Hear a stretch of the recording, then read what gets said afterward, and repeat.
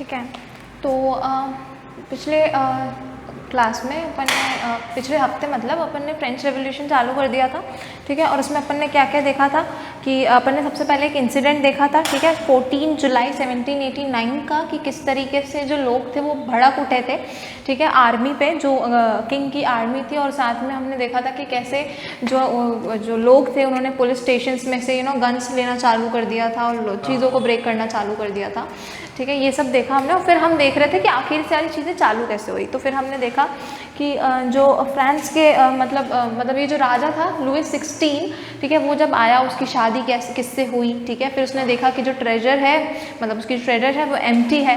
फिर हमने देखा कि सोसाइटी कैसी थी, first state, second state, third state, किन लोगों को टैक्स पे करना पड़ता था, थर्ड स्टेट। सिर्फ थर्ड स्टेट को जो है टैक्स पे करना पड़ता था। टैक्स भी हमने देखा कितने टाइप के थे, दो टाइप के थे, हाँ, ठीक है। ये सब हमने देखा। फिर हमने देखा कि आखिर देख लिया था ना, ये आखिर ट्रेजरी क्यों खाली है ना, ये कर लिया था कि ट्रेजरी खाली क्यों है, इसके कई रीजंस देखे हमने, ठीक है। अब आज हम देखेंगे the struggle to survive subsistence crisis, मतलब कि बेसिकली इन सब चीज़ों के बाद ये फ्रांस में क्राइसिस कैसे चालू हुई। अच्छा ना, what is subsistence crisis?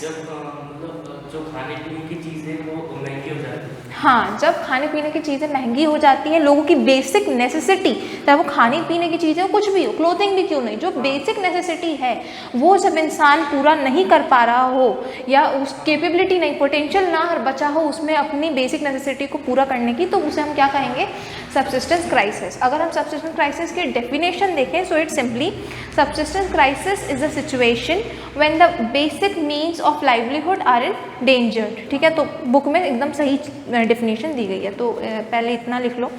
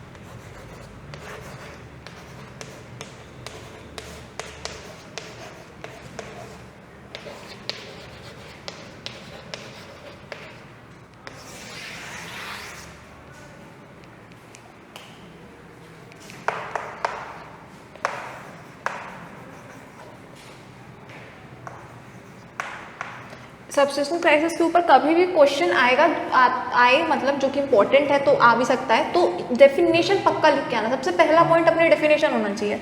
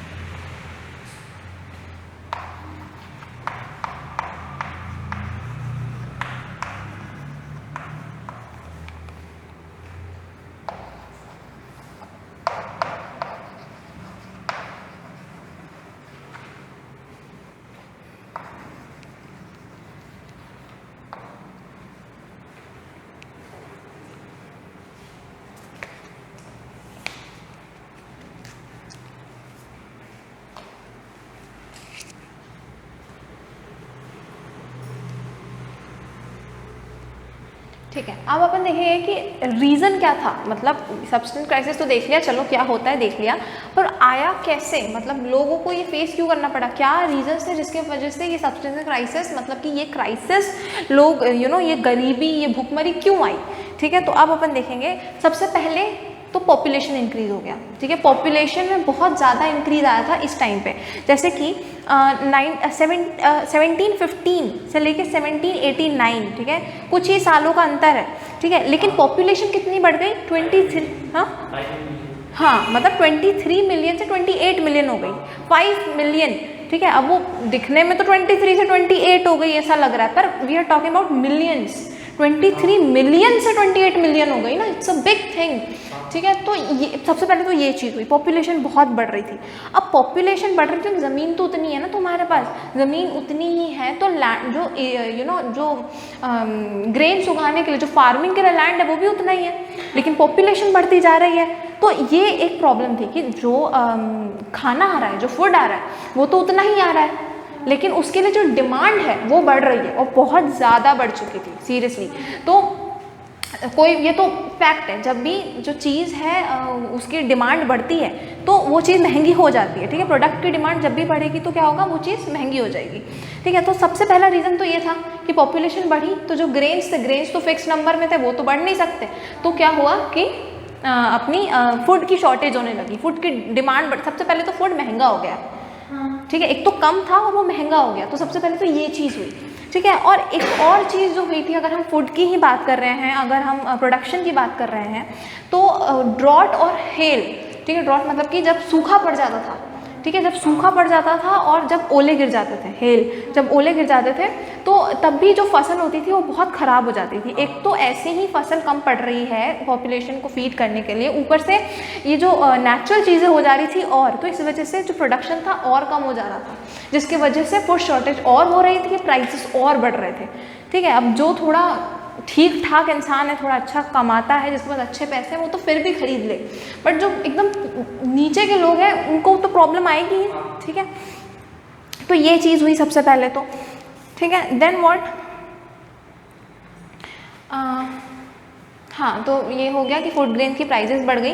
Also हाँ, अब एक और चीज़ कि जो लोग थे, ठीक है, चलो एक चीज़ हमने देखी क्या फिक्स थी, जो फूड ग्रेन्स है वो तो फिक्स है, तो इस वजह से उसकी डिमांड बढ़ रही थी। ठीक है, ये कम हो जा रही थी, बढ़ तो सकती नहीं है, तो उस वजह से उसकी डिमांड बढ़ रही थी। दूसरी चीज़ क्या कि अगर प्राइजेस बढ़ रही हैं चीज़ों की, प्राइजेस बढ़ रहे हैं चीज़ों की, तो तुम्हारे पास पैसा भी ज़्यादा होना चाहिए ना, लेकिन पैसा नहीं बढ़ रहा था। जो उनके वेजेस थे, जो लेबर्स के वेजेस हो गए, या जितने भी जो काम करने वाले लोग थे उनके जो वेजेस हो गए, वो उतने के उतने ही थे, वो फिक्स थे कि ये नहीं बढ़ने वाले।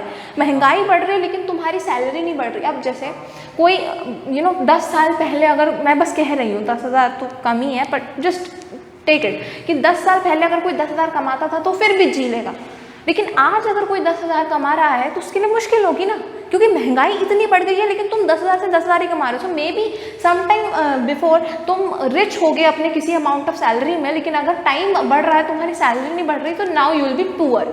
ठीक है, तो ये दो कारण थे बहुत ज़्यादा इंपॉर्टेंट। सबसे पहले तो पॉपुलेशन बढ़ रहा था, तो लोगों को खाना नहीं मिल रहा था। दूसरी चीज़, हार्वेस्ट और कम हो जा रहा था। क्यों? क्योंकि ड्रॉट हो जा रहा था, मतलब ये ओले गिर जा रहे थे, तो इस वजह से जो फसल थी वो बहुत ज़्यादा कम हो जा रही थी कई बार। और जो मेन चीज़ क्या है कि वेजेस जो थे वो फिक्स थे, वेजेस जो थे फिक्स थे, और लोगों को टैक्स पे करना पड़ रहा था इन सब के बावजूद। कौन लोग? थर्ड स्टेट, जो सबसे ज़्यादा इस मुसीबत से मर रहे होंगे जो लोग, क्योंकि देखो जो फर्स्ट स्टेट और सेकंड स्टेट के लोग हैं उनके पास तो फिर भी पैसे हैं ना, वो तो फिर भी पैसे हैं, तो वो तो रह लेंगे, वो तो फिर भी उनको भी प्रॉब्लम आएगी, पर ऐसा नहीं है कि वो मरने के कगार पे आ जाएंगे या फिर वो खा ही नहीं पाएंगे, वो थोड़ी महंगाई तो सह लेंगे। अब जो थर्ड स्टेट है, सबसे ज़्यादा प्रॉब्लम तो उनको आई, उनके वेजेस फिक्स हैं, चीज़ों की प्राइस तुमने देखो, फूड को अगर तुम ये सोच रहे हो कि ग्रेन्स की जो प्राइजेस हैं, ग्रेन्स नहीं उग पा रही थी, नहीं लग पा रही थी, ज़्यादा हार्वेस्ट नहीं हो पा रही थी, तो ग्रेन्स की प्राइसेस बढ़ गई, तो इसका मतलब ये नहीं है कि दूसरी चीज़ों की प्राइसेस नहीं बढ़ी। ग्रेन से और क्या क्या चीज़ें बनती होंगी, राइट? मतलब हाँ, मतलब जो भी चीज़ प्रोडक्ट, देखो सारी चीज़ देखो एट बेसिक तो अर्थ से ही निकली है ना, एवरीथिंग। अगर ह्यूमंस भी सिंथेसाइज कर रहे हैं तो वो क्या, सब कुछ रॉ मटेरियल क्या है, वो तो अर्थ से ही निकला है। तो हर बहुत सी चीज़ें इस वजह से महंगी हो चुकी थी। तो जो थर्ड स्टेट के लोग थे, एक तो उनको टैक्स देना पड़ रहा था, एक तो उनके वेजेस भी कम थे, और उनको ये सारी चीज़ें, मतलब ये जो प्राइजेस बढ़ रही थी चीज़ों की, उसको भी मैनेज करना पड़ रहा था। ठीक है, तो सबसे ज़्यादा प्रॉब्लम किसकी तरफ आई? थर्ड स्टेट के लोगों की तरफ आई। ठीक है,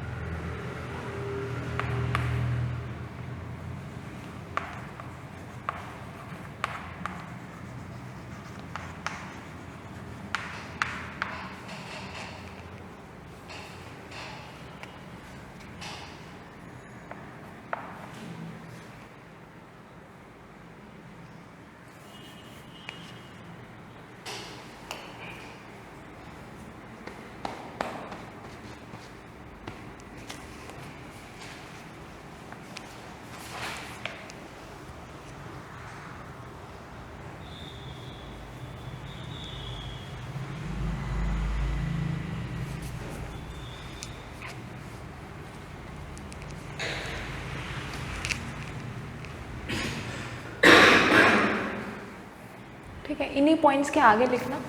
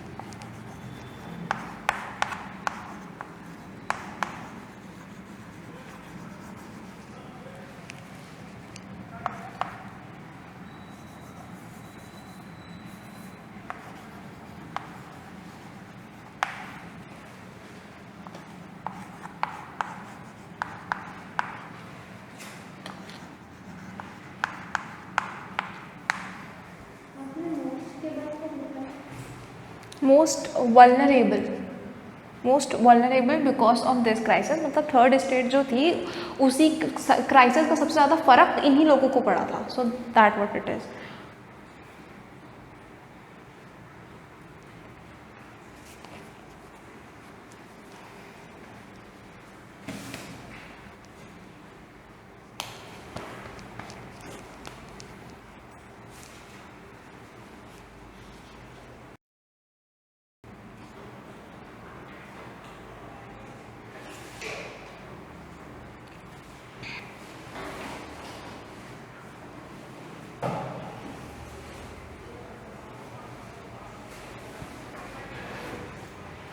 ठीक है, तो अब अपन एक नया टॉपिक चालू कर रहे हैं. ठीक है, ये पूरा था सब्सटेंस क्राइसिस के ऊपर कि कैसे लोगों ने सब्सटेंस क्राइसिस फेस किया. अब अपन एक नया टॉपिक पढ़ेंगे जिसमें अपन देखेंगे कि कैसे जो लोग हैं, जो थर्ड स्टेट के लोग हैं, वो किसी तरह एजुकेटेड होने लगे. मतलब अभी तक जो लोग थे वो इतने एजुकेटेड नहीं थे. मोस्टली थर्ड स्टेट में नोबल तो और जो क्लर्जी होते थे, ये जो लोग होते थे वो तो फिर भी एक अच्छी सोसाइटी में, मतलब एक अच्छी एनवायरनमेंट में रहते थे. पर जो थर्ड स्टेट के लोग थे वो अभी तक ज़्यादा एजुकेशन से अवगत नहीं थे, ज़्यादा एजुकेशन पे ध्यान नहीं देते थे, ये सब नहीं करते थे. बट अब हम देखेंगे कि कैसे जो लोग हैं वो धीरे धीरे बढ़ने लगे. कहाँ के? थर्ड स्टेट के जो लोग थे वो धीरे धीरे बढ़ने लगे. ठीक है, प्रॉस्परस होने लगे. और जैसे ही वो प्रॉस्परस होने लगे, उन्होंने लॉ पढ़ना चालू कर दिया, उन्होंने साइंस पढ़ना चालू कर दिया, हर जगह पे अपना कुछ ध्यान लगाना चालू कर दिया. और जब उन्होंने ध्यान लगाना चालू करा तो उनको समझ आया कि we are very important. Like ऐसा कैसे कर सकता है कोई हमारे साथ, लाइक किंग हमारे साथ ऐसा कैसे कर सकता है? थर्ड स्टेट के लोग हैं, ठीक, मतलब उनको अपनी राइट्स दिखने लगी बेसिकली कि हम ही क्यों सिर्फ टैक्स दे रहे हैं. ठीक है, या फिर हम ही मतलब सबसे नीचे एक तो हमको रखा जा रहा है, सारे काम हम ही, सारे बेसिक नीड्स हम ही फुलफिल कर रहे हैं, और उसके बाद भी जो है हम ही टैक्स पे कर रहे हैं. ठीक है, अमीरों से टैक्स क्यों नहीं लिया जा रहा, कि हमारी क्यों नहीं सुनी जा रही. तो ऐसी बहुत सी चीज़ें थी. अब इनको समझ आने लगी कि नहीं, अब हम इसके खिलाफ आवाज़ खड़ा करेंगे. क्यों? क्योंकि अभी लोग एजुकेटेड हो गए थे, अब इनको चीज़ें दिखने लगी थी. ठीक है, तो अब ये हाँ वो अभी अपन देखेंगे. अभी फिलोसफर्स ने जो रोल प्ले किया इस मतलब अपने थर्ड स्टेट को प्रॉस्परस बनाने में, थर्ड स्टेट की आंखें खोलने में बेसिकली, तो उनके बारे में भी हम देखेंगे. जो फिलोसफर्स हैं उनका भी एक बहुत ही इम्पॉर्टेंट रोल रहा है लोगों को सच्चाई बताने के लिए. पर अभी देखते हैं पहले कि कौन थे वो लोग मेनली थर्ड स्टेट में से. जैसे जो मेन लोग थे वो लोग नहीं थे जो एकदम ही नीचे का काम कर रहे हैं, जो जाके मजदूरी कर रहे हैं, वो लोग इतने वो नहीं थे. एजुकेटेड कौन हो रहे थे? जैसे कि मर्चेंट हो गए, ट्रेडर्स हो गए, लॉयर्स, मैन्युफैक्चर, ये जो थोड़े ऊपर के थर्ड स्टेट में भी जो क्रीमी लेयर होगा ना, हाँ बिजनेसमैन, ये सारे जो लोग थे, तो इन लोगों ने मतलब ये एजुकेटेड होना चालू हो गए. ठीक है, ये लोग मेन थे जिनको समझ आने लगा कि there is something happening wrong. ठीक है, अच्छा ये जो टाइम था, ये जो नया टाइम आया जब ये लोग एजुकेटेड हो रहे थे, तो ये टाइम ऐसा था ना कि इन लोग के पास थोड़े पैसे आने लग गए थे. थर्ड स्टेट थोड़ा अमीर बनना चालू हो गया था, मतलब इन लोग के पास पैसे आने लग गए थे. Mostly these merchants, traders, businessman जो लोग थे उनके पास. ऐसा क्यों हुआ था? क्योंकि उस टाइम पे बहुत ज़्यादा ओवरसी ट्रेड चालू हो गया था. एक कंट्री दूसरी कंट्री में जाकर एक्सपोर्ट इम्पोर्ट करना चालू कर दिया था, मतलब है ना, सीज के थ्रू, इन सब के थ्रू. तो उस टाइम पे बहुत ज़्यादा ट्रेड होना चालू हो गया. जब ट्रेड होना चालू हुआ तो ये जो लोग थे इनके पास पैसा आने लगा. इनके पास जब पैसा आने लगा तो उस पैसे को उन्होंने अपने ऊपर इस्तेमाल किया, एजुकेशन ली. ठीक है, अपने आप को थोड़ा प्रॉस्परस बनाया, अपनी थोड़ी आइडेंटिटी बनाई. और जब आइडेंटिटी बनाई तो इनको समझ में आया कि अब हमें आवाज़ उठानी है. ठीक है, अच्छा हाँ, तो ये जो लोग थे एजुकेटेड हुए और इनको क्या समझ आया कि believe that no group should be privilege by birth. इन्होंने क्या बोला, थर्ड स्टेट के लोगों ने क्या बोला कि कोई भी ग्रुप, सोसाइटी का कोई भी सेक्टर ऐसा नहीं होना चाहिए जो जन्म लेते ही उसको कुछ राइट्स मिल जाए. कि एक पर्टिकुलर फैमिली में तुमने जन्म ले लिया तो तुम्हारे पास ये राइट्स है, ऐसा कभी नहीं होना चाहिए. ये गलत है, क्योंकि जो नोबल्स, जो फर्स्ट स्टेट और सेकंड स्टेट के जो लोग थे, उनको तो भाई पैदा होते कई राइट्स मिल जाते थे ना. हमें टैक्स नहीं पे करना ज़िंदगी भर, हम हमारे पास एक हम सुपीरियर हैं सबसे, हम राजा के ज़्यादा खास लोग हैं, हम ये तो बहुत सारी चीज़ें जो तुम पैदा होने से मिल जा रही थी. तो पहले भी अपन ने डिस्कस करी थी ये चीज़. तो ये जो थर्ड स्टेट के लोग थे उन्होंने बोला बोला कि ऐसा नहीं होना चाहिए, पैदा होते ही कोई राइट किसी को नहीं मिलना चाहिए, ये सबसे पहले हुआ।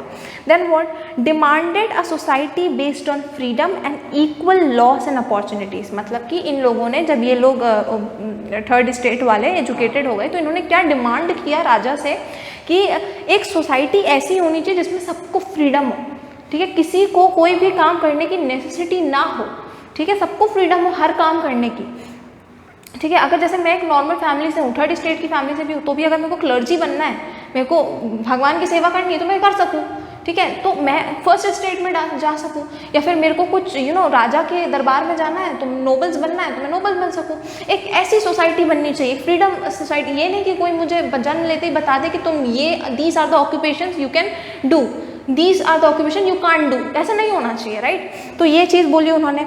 इक्वल लॉस बोले कि सबके लिए इक्वल लॉस होने चाहिए, अगर हम टैक्स पे कर रहे हैं तो उनसे भी टैक्स पे करवाओ, और अगर उनको तुम स्पेशल इंपॉर्टेंस दे रहे हो, स्पेशल फैसिलिटीज़ दे रहे हो, तो हमको भी फैसिलिटीज़ दो, ये बोला, ठीक है। और द थिंग इज अपॉर्चुनिटीज़ मैंने अगेन बोला कि जो काम वो लोग कर सकते हैं वो हम भी कर सकते हैं, और हमारा जो काम है वो they are free to do that, ठीक है। तो ये चीज़ हुई, और इन सब में ये चीज़ें, ये जो आग थी भड़काने में इन सारे लोगों के अंदर, थर्ड स्टेट के लोगों के अंदर, इसमें जो बहुत इंपॉर्टेंट रोल प्ले किया है वो किसने किया है?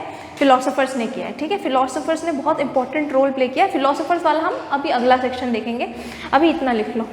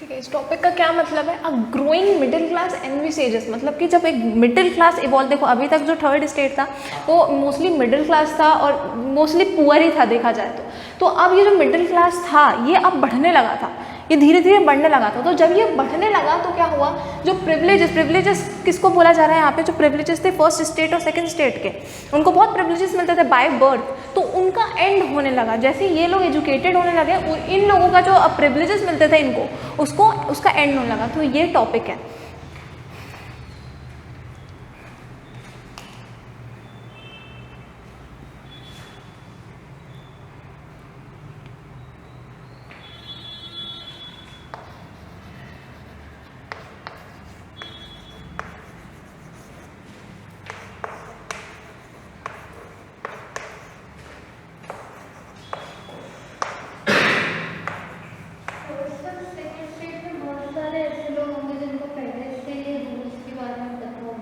रूल्स कौन से रूल्स? मतलब जब थर्ड स्टेट अपने राइट के बारे में, मतलब हाँ हाँ, सेकंड स्टेट को, तो उनने भी ये चीज़ भी तो गलत की कि उन्होंने थर्ड स्टेट को उनके राइट बताए। हाँ वो अभी आगे करेंगे। कुछ ही देखो, जो जिसको सारी फैसिलिटीज़ मिल रही होती है ना वो कभी नहीं सोचता, ठीक है। अब जैसे अब इंडिया में देखो, पहले अपन भी तो ऐसे थे, ब्राह्मण क्षत्रिय और फिर वहाँ नीचे दलित आते थे। हमने सोची कभी उनकी? नहीं, हम नहीं सोचते थे। क्योंकि हम तो खुशी से जी रहे हैं ना, हमें क्या पड़ी है किसी और की। अब SC और ST को रिजर्वेशन मिल रही है, आज ज़रूरत नहीं है रिजर्वेशन की, लेकिन वो लोग सोच रहे हैं कि जनरल की नहीं दे, सोच रहे हैं। क्यों? क्योंकि अब वो लोग खुश है ना, वो लोग खुश हैं, क्यों सोच रहे होंगे वो जनरल की।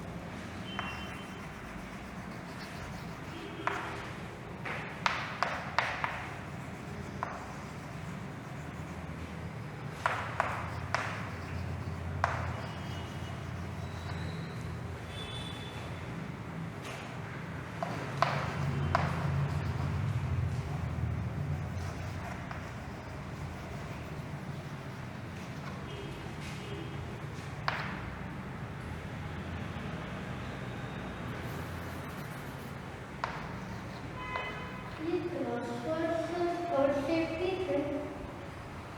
हाँ ये तो थर्ड स्टेट के थे मे बी, लेकिन फिर भी जो सेकंड स्टेट के और जो फर्स्ट स्टेट के लोग हैं उन्होंने फिर भी बहुत हेल्प करी थी। बेसिकली उन्होंने तो लीड किया था इसी चीज़ के लेके, थर्ड स्टेट को राइट्स मिलनी चाहिए। कुछ लोग थे पर थे, कुछ अच्छे लोग थे। सो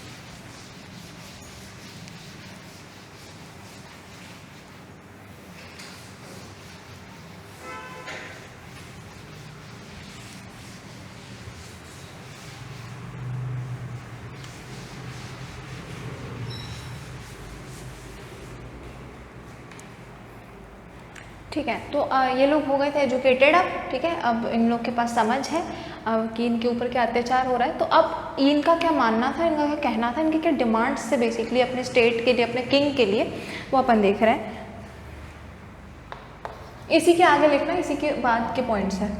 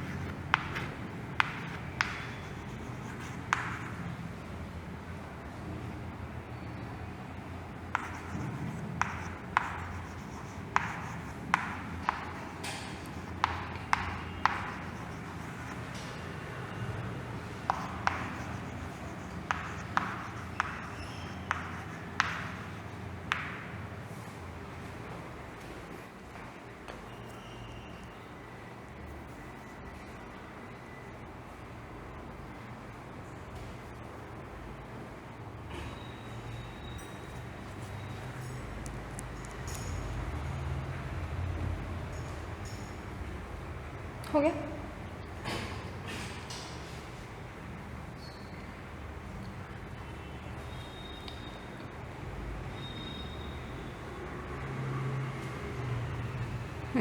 ठीक है, तो अपन ने इतने ये पूरा था अपना ये जो टॉपिक है उसके बारे में अपन ने देख लिया। और यहाँ पे आखिरी में अपन ने क्या छोड़ा है कि फिलोसफर्स जो थे उन्होंने बहुत ही इंपॉर्टेंट रोल प्ले किया अपनी इनको ये थर्ड स्टेट के लोगों को इंस्पायर करने में, उनकी आंखें खोलने में बेसिकली। तो अब अपन क्या देखेंगे, अभी अपन इन फिलोसोफर्स के बारे में पढ़ने वाले हैं basically. So they gave various idea regarding equality and freedom. तो इन लोगों ने तो बहुत मतलब ये जितने भी फिलोसोफर्स थे इन्होंने बहुत आइडियाज़ दिए इक्वालिटी और फ्रीडम के लिए कि फर्स्ट सेकंड स्टेट सब इक्वल होने चाहिए, सबको इक्वल फ्रीडम मिलनी चाहिए, कुछ ज़्यादा स्पेशल नहीं होने चाहिए। ठीक है, और अब इनमें जो 3 प्रोमिनेंट फिलोसोफर्स हैं, मतलब 3 जो मेन, बहुत से फिलोसोफर्स थे वैसे उस टाइम पे, बट जो NCERT के जिसने बहुत ही ज़्यादा इम्पोर्टेंस दी है जिन फिलोसोफर्स को, वो 3 फिलोसोफर्स हैं और अपन उन तीनों के बारे में पढ़ेंगे। सबसे पहले कौन थे अपने जॉन लॉक। ठीक है, इन्होंने कौन सी बुक लिखी थी, 2 ट्रीटीज ऑफ गवर्नमेंट। ठीक है, अपन को ये बुक बहुत अच्छे से याद रखना है कि किसने कौन सी बुक लिखी थी। खास ये फिलोसोफर्स वाला जो टॉपिक है बहुत इंपॉर्टेंट है, सीधा क्वेश्चन आ सकता है कि बताओ what was the role of philosophers in inspiring these peoples, inspiring these demands of third state, जो भी है। तो जो सबसे पहले किसका पढ़ा अपन ने, जॉन लॉक का पढ़ा, ठीक है। इसने कौन सी बुक लिखी थी, ट्रू ट्रीटीज ऑफ गवर्नमेंट, ठीक है, ये बुक का नाम है। अच्छा, और इस गवर्नमेंट में इस बुक में जो मेन इंपॉर्टेंस दी गई जिस बात को, वो क्या है, the doctrine of the divine and absolute right, ठीक है, मतलब कि सारे ही जो लोग हैं उनको एब्सोल्यूट राइट मिलना चाहिए, उनको इक्वल राइट मिलना चाहिए, ठीक है। और ये जो किंग होता है, जो मतलब राजा होता है, उसको पहले के टाइम पे किंग को बहुत इंपॉर्टेंस दी जाती, चाहे वो इंडिया हो चाहे वो कोई भी जगह हो, किंग को बहुत इंपॉर्टेंस दी जाती थी। King is almost the God, ठीक है, इनकारनेशन ऑफ गॉड, मतलब भगवान का ही अवतार है और वही हमको लीड करेगा, उसके बिना हम नहीं रह सकते। तो ये जो थिंकिंग थी लोगों की, इसको नहीं मानने की सलाह दी इस बुक ने कि नहीं, ऐसा नहीं है, वो भी एक इंसान है, वो कोई गॉड नहीं है, ठीक है, उसको इतनी इंपॉर्टेंस नहीं देनी चाहिए, उसको इतनी इंपॉर्टेंस नहीं मिलनी चाहिए, ठीक है। तो इस बुक ने बेसिकली ये कहा, और उसने बोला कि सबको उतने राइट्स होने चाहिए, सबको इक्वल राइट्स होने चाहिए।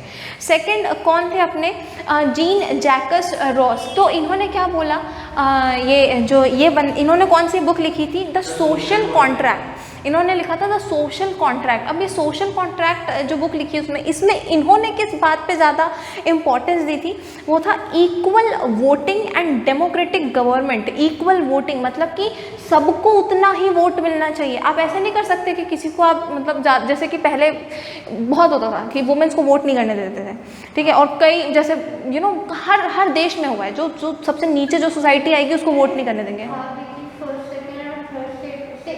हाँ, मैं बता रही हूँ अभी वो भी, तो जो भी है, तो मैं एग्जांपल दे रही हूँ कैसे बहुत से जगह थे जहाँ पूरे वर्ल्ड में कई बार ऐसा हुआ कि किसी को वोट नहीं दिया जा रहा, किसी को वोट नहीं दिया जा रहा, मतलब हमेशा ये ऊपर नीचे हमेशा रहा। अब जो समय है उसमें सब वोट देते हैं, ठीक है, हर एक बंदा वोट देता है। बट उस टाइम पे यहाँ फ्रेंच में क्या था, ऐसा नहीं था कि कुछ लोग नहीं दे सकते या कुछ लोग दे सकते हैं, ऐसा नहीं था। यहाँ पे क्या था कि सिर्फ 3 ही वोट होते थे, सिर्फ 3 वोट होते थे। एक वोट आता था फर्स्ट स्टेट से, दूसरा वोट आता था सेकंड स्टेट से, और तीसरा वोट आता था थर्ड स्टेट से। तो फिर इक्वल वोट हुए ना, लेकिन इक्वल वोट नहीं थे। क्यों नहीं थे? क्योंकि जो पॉपुलेशन थी थर्ड स्टेट की वो बहुत ज़्यादा थी, ऑलमोस्ट डबल थी किससे, फर्स्ट स्टेट और सेकंड स्टेट से। तो अगर हमारी पॉपुलेशन डबल है, ठीक है, तो हमें ज़्यादा मिलना चाहिए। अब देखो, जो फर्स्ट स्टेट के लोग थे, सेकंड स्टेट के लोग थे, दोनों ही प्रिविलेज लोग थे, दोनों के ओपिनियंस कभी अलग नहीं होंगे। अगर मान लो कोई टैक्स बोला कि टैक्स जो है थर्ड स्टेट पे करेगा, वो दोनों कभी मना करेंगे क्या? क्यों करेंगे भाई? उनको तो अच्छा ही हो गया, हमें पे नहीं करना पड़ रहा। तो उनके जो वोट हैं वो 2 हो गए, जबकि उनकी पॉपुलेशन आधी है, लेकिन उनके कंबाइंड वोट 2 हो गए। अब जो ये लोग हैं, ये जो सही में पिसने वाले लोग हैं, इनकी पॉपुलेशन उनसे डबल है, लेकिन वोट उनसे आधा, ठीक है, उनके कंबाइंड वोट से आधा।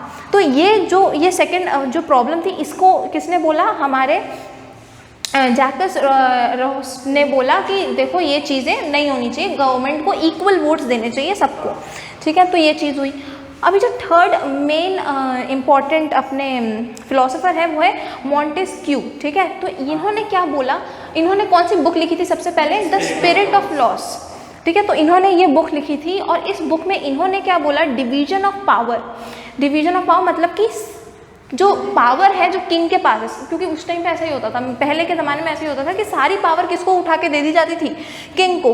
किंग के लोग सब देख लेंगे, या फिर किंग सब देख लेगा, सारे डिसीजंस किंग लेगा, ठीक है। तो इन्होंने क्या बोला कि पावर डिवाइड होना चाहिए, सबको अलग अलग पावर मिलना चाहिए, जैसा कि अभी एक डेमोक्रेटिक गवर्नमेंट में होता है, ठीक है। एक होता है अपना लेजिस्लेटिव, एक होता है अपना एग्जीक्यूटिव, और एक होता है अपना जुडिशरी, और तीनों जो लोग हैं वो अपने आप में इंडिपेंडेंट हैं, ठीक है। अब जो जुडिशरी है उसको किसी की सुनने की ज़रूरत नहीं है, वैसे जो लेजिस्लेटिव उसका काम लॉ बनाना है, एग्जीक्यूटिव जो है उनका काम लॉ को एग्जीक्यूट करना है, तो सबका अपना अपना काम है। अब पहले क्या होता था कि जो किंग है वो सब कर रहा है, किंग जज भी कर रहा है, अगर कुछ प्रॉब्लम हो गई स्टेट में तो किंग जज भी कर रहा है, किंग लॉस भी बना रहा है नए, और साथ में किंग उनको एग्जीक्यूट भी कर रहा है, तो सारे काम किंग करता था। तो उन्होंने भी वापस यही बोला था कि कोई भगवान नहीं है, उसको भगवान मत मानो, ठीक है, वो एक नॉर्मल इंसान है, और उससे गलतियां हो सकती है, और गलतियां होने के अलावा उससे कॉन्स्पिरेंसी हो सकती है, वो अपने मतलब की सोच सकता है, ठीक है। तो तुम एक इंसान को सारी पावर नहीं दे सकते, ठीक है।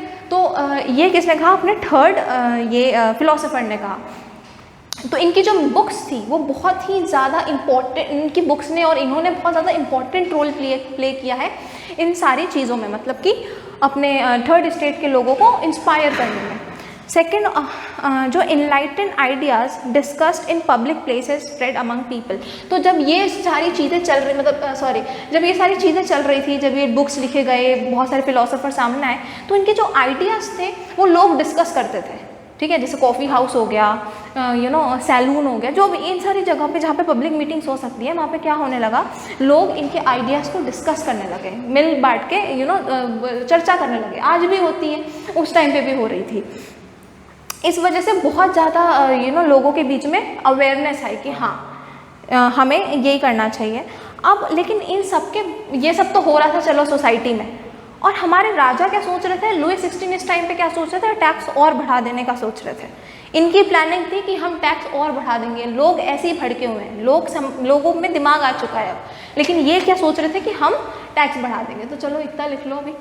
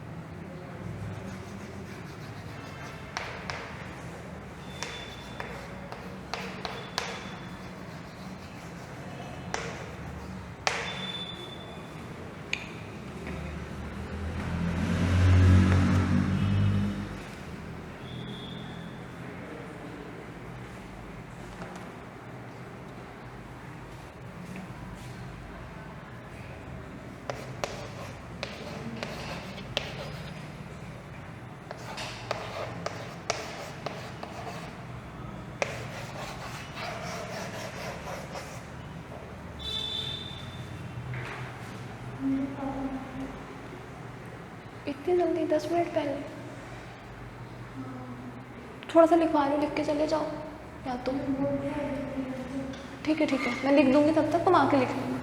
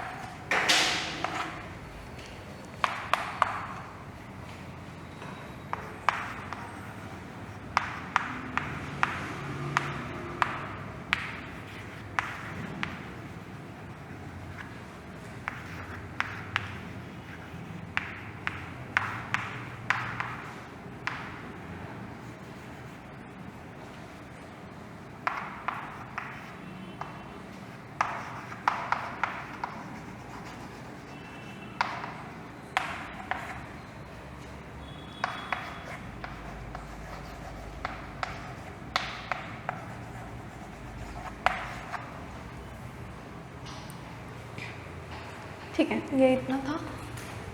इस कल की वीडियो में अपन देखेंगे कि बेसिकली लोगों ने कैसे पार्टिसिपेट किया, कैसे जो राजा था उसने टैक्स बढ़ाने के लिए मीटिंग बुलवाई, first state, second state, third state की। तो ये सब अपन आप अगली वीडियो में देखेंगे।